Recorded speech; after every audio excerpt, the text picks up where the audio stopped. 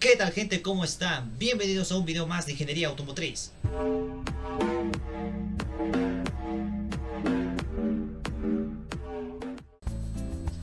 ¿Qué tal, gente? ¿Cómo están? Espero que le estén pasando muy bien el día de hoy. Ahora sí que sí, entramos en temas de actuadores. ¿Quién es el día de hoy el actuador que vamos a diagnosticar?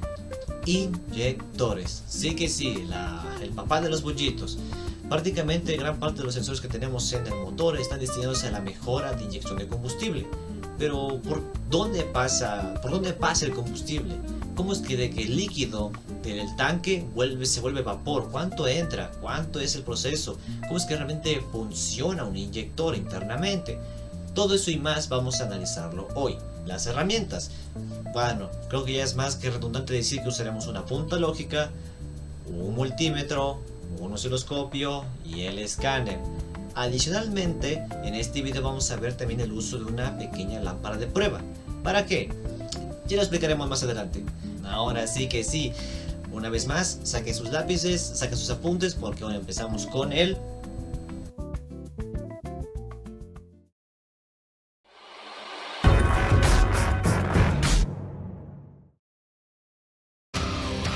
El inyector de combustible es un actuador electromagnético controlado por la computadora. Su función es dosificar y pulverizar el combustible necesario para formar la mezcla con el aire. En este caso, se trata de un sistema de inyección indirecta multipunto donde cada cilindro posee su inyector y estos se encuentran instalados en el riel de combustible y pulverizan antes de la válvula de admisión. Internamente, el inyector está compuesto por una bobina eléctrica, un núcleo móvil, una aguja, un resorte de retorno y una boquilla de pulverización. Cuando el inyector está desactivado, el resorte mantiene la aguja cerrada e impide el paso de combustible. Cuando la aguja recibe corriente, genera un campo magnético que atrae el núcleo y levanta la aguja. El combustible presurizado puede entonces salir por la boquilla en forma de una pulverización fina. Al interrumpirse la corriente, desaparece el campo magnético y el resorte vuelve a cerrar el inyector. Un inyector electromagnético convencional normalmente posee dos terminales.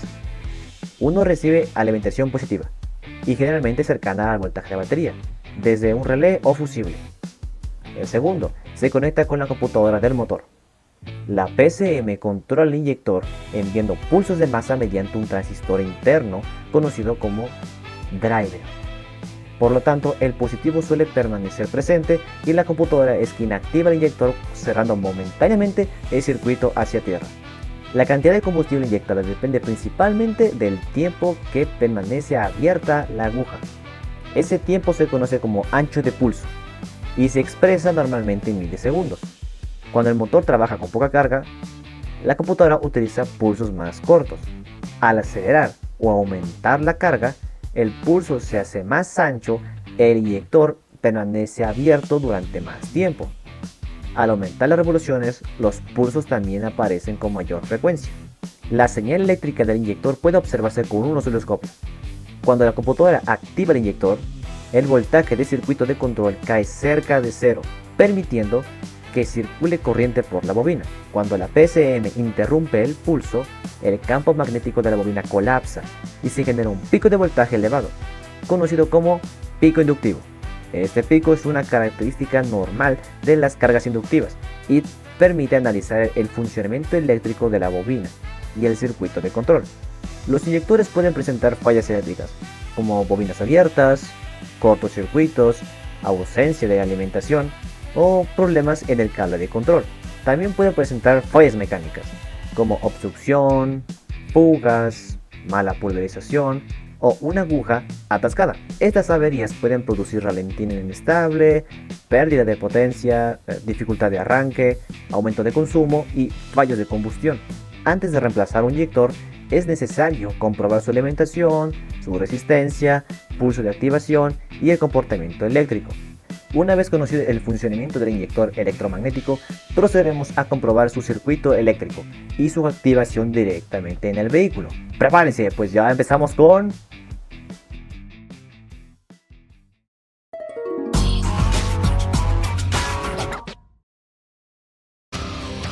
El diagnóstico se realizó en un Chevrolet Activo del año 2012, equipado con un motor de 1.4 litros y un sistema de inyección indirecta multipunto. En ese sistema, cada cilindro posee un inyector electromagnético de 2 terminales. Uno corresponde a la alimentación positiva y el otro al control de masa realizado por la computadora del motor. Como primera comprobación, utilizaremos la punta lógica para identificar los circuitos presentes en el conector del inyector. Con el interruptor en contacto y el conector desconectado, uno de los terminales presentó aproximadamente 12 voltios, encendiendo el indicador rojo de la punta lógica. Este terminal corresponde a la alimentación positiva proveniente del relé o del circuito principal de inyección. En el segundo terminal se obtuvo una lectura cercana a 0 voltios.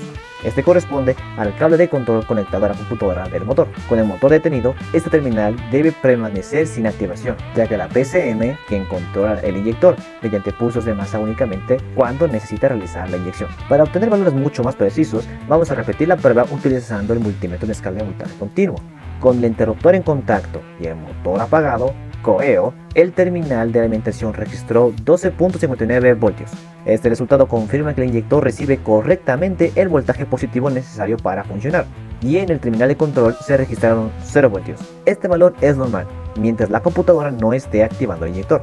A continuación, utilizaremos una lámpara de pruebas adecuada para circuitos electrónicos, con el objetivo de comprobar los pulsos de activación enviados por la EGU. Al accionar el motor, la lámpara comenzó a parpadear. Este parpadeo indica que la computadora conecta y desconecta rápidamente el circuito hacia masa, generando los pulsos necesarios para abrir el inyector. La prueba confirma la presencia de mando eléctrico, aunque no permite analizar con precisión el ancho de pulso ni la forma de la señal. Por ello, utilizaremos posteriormente el osciloscopio.